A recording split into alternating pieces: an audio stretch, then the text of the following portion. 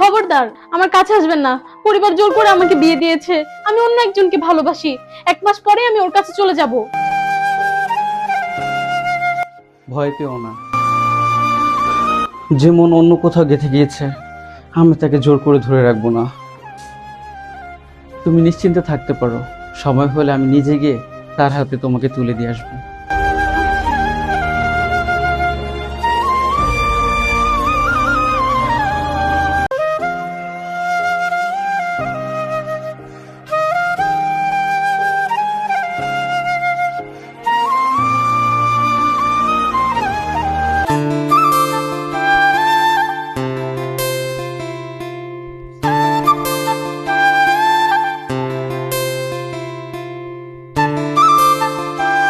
কি ব্যাপার, আপনার কি শরীর খারাপ করতেছে? হ্যাঁ, বোধহয় জ্বর এসেছে। আচ্ছা ঠিক আছে, আপনাকে আমি জলপট্টি দিয়ে দিচ্ছি। সেটার দরকার নেই। আরে রাখেন তো।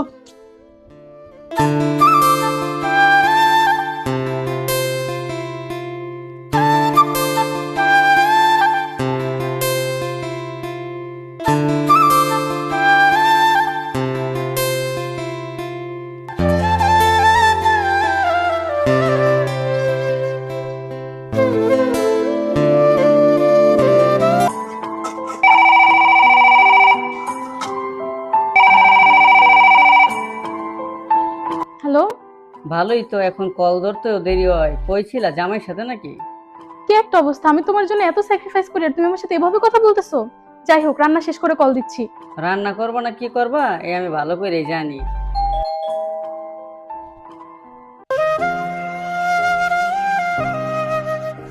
আপনার জন্য ফুল বাজারে দেখলাম তাই নিয়ে আসলাম। জানেন, ফুল আমার অনেক পছন্দ। ফুলের তো ফুলই পছন্দ হবে।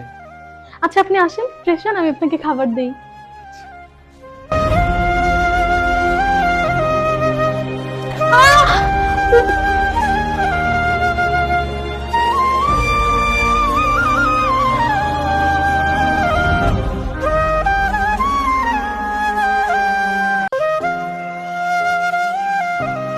আপনার কিছু করতে হবে না, আমি কেটে দিচ্ছি, আপনি যান।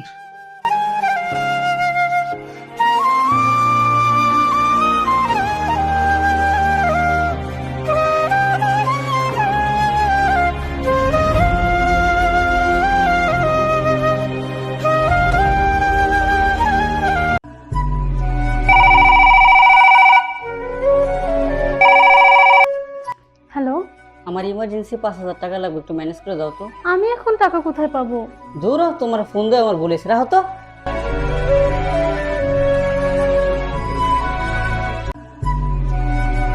কি ব্যাপার, আপনার কি মন খারাপ নাকি? না। চলেন বাইরে থেকে ঘুরে আসি, মনটা ভালো হয়ে যাবে।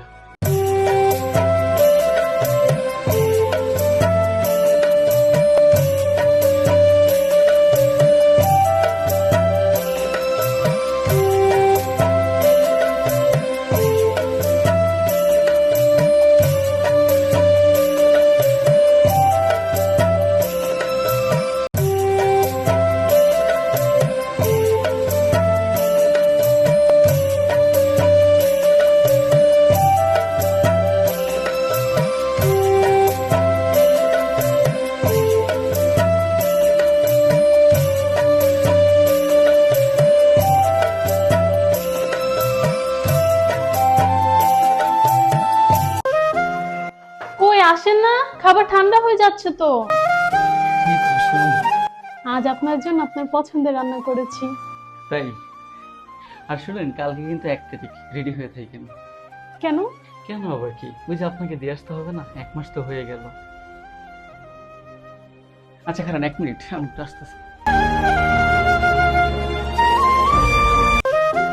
নাও, তোমার স্বপ্নের জীবন গুছিয়ে নিও, ভালো থেকো।